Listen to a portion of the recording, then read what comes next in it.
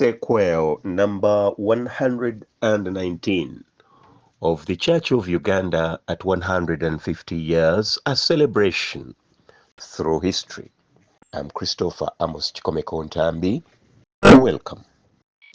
In this particular sequel, we celebrate the life and times of Venerable George Knifton Baskerville.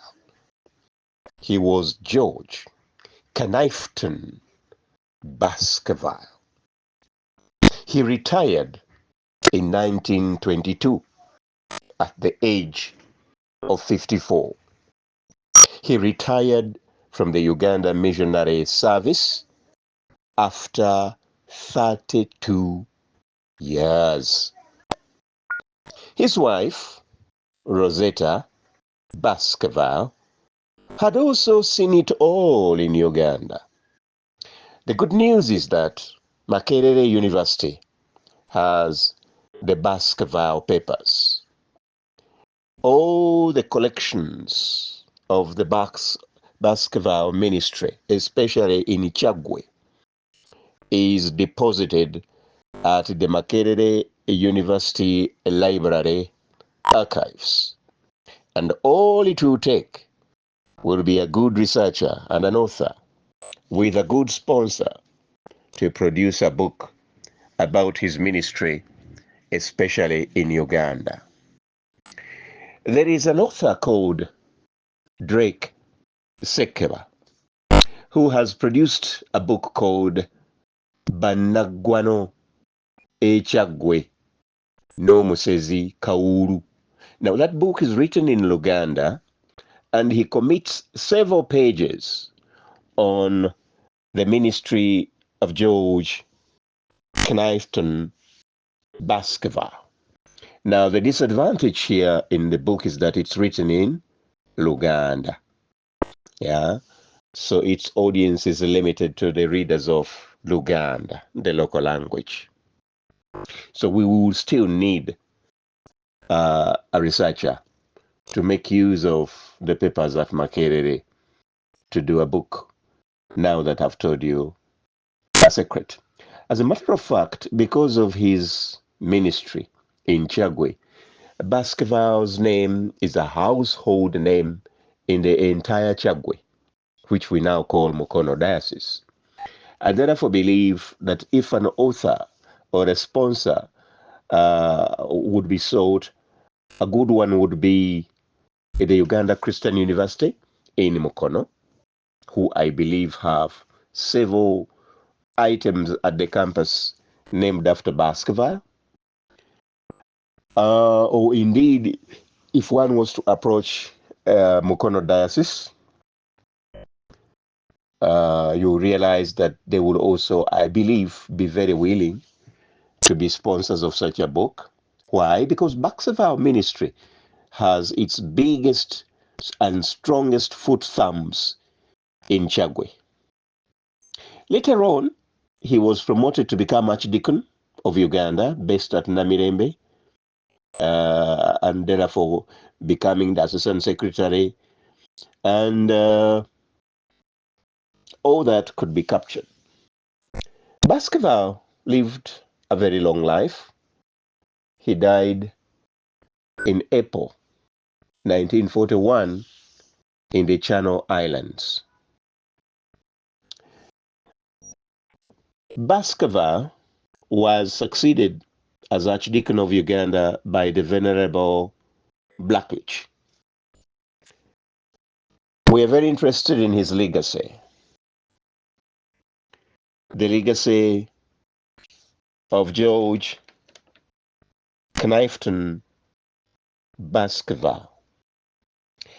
In Kampala, there is an avenue named after him in Kololo, the Baskerville Avenue. Kololo suburb is a posh suburb in Kampala. We are now looking at his legacy. In 1921, that is 1 year before he retired, George Knifton Baskerville wrote a practical book which he called Book of Forms. Like the name suggests, it had all types of forms to be filled in for any ecclesiastical issue under the church, of course, and in the Diocese of Uganda. Now, the style of writing the forms was one side in the English language, and on the opposite side of the page, or below the page, in Luganda language. Now, in the book, he made this comment that this book of forms has been compiled by the wish of the Bishop of Uganda and had his sanction and is issued under his authority. It is hoped that by reference to it, much correspondence may after be saved. Now, that form, which one would pluck out of the book, required either to be filled in by writing, or you could use a typewriter. For those of you who know what I mean, a typewriter. You could use a typewriter to fill in the form. And then he signed at the end of the book, D, K, B. Peoples of those time liked initials very much, and he dated the book July 1921. Baskerville legacy.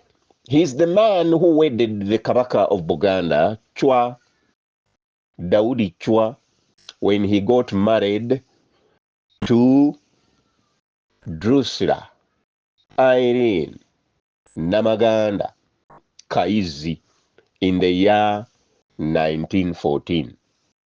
By that time, he was the venerable archdeacon.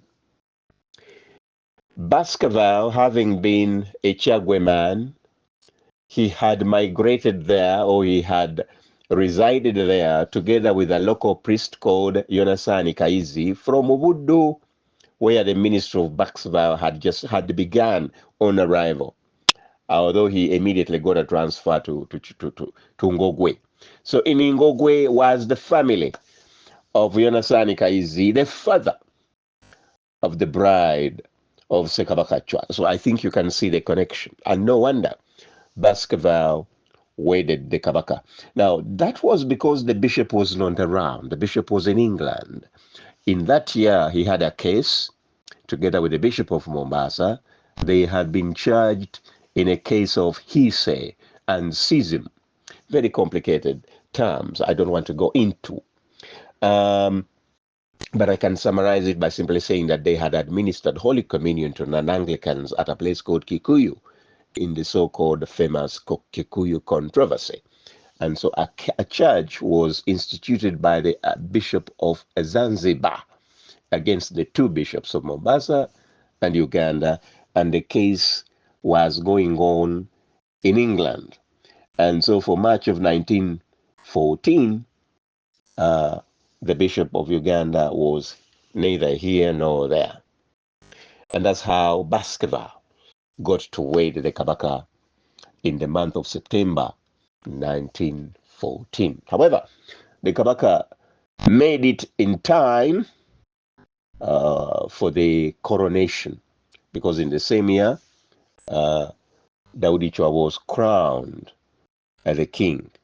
So for the first time, the Christianity took over these two functions. The Christianity took over the wedding of a Kabaka and the establishment of a queen, because earlier the Kabaka was polygamous and he could have all the women he wanted. They could only recognize the senior wife as Kadurubari and all the other wives as well. Now, the British now with Christianity instituted the office of the queen, and she was given the name Nabagereka. I know people don't want me to say Nabagereka is equivalent to a queen, but I would say without any fear that that was the intention of the Christian missionaries, to institute the office of the queen as the wife officially married in church belonging to the Kabaka. Now, that is a very important legacy for Baskerville. And lastly, I want to report that the only people with a photograph, an original photograph, are the Uganda Christian University archives. But they are very complicated. Can you imagine they want an author to ask permission from the Baskerville family in UK? That it's only after you get that permission in writing that they can give you a copy of the photo of Baskerville? Now, I found that to be very, very unrealistic. But anyway, it's a university, and that is its policy. And so, that is Baskerville for you. May the good Lord bless us all.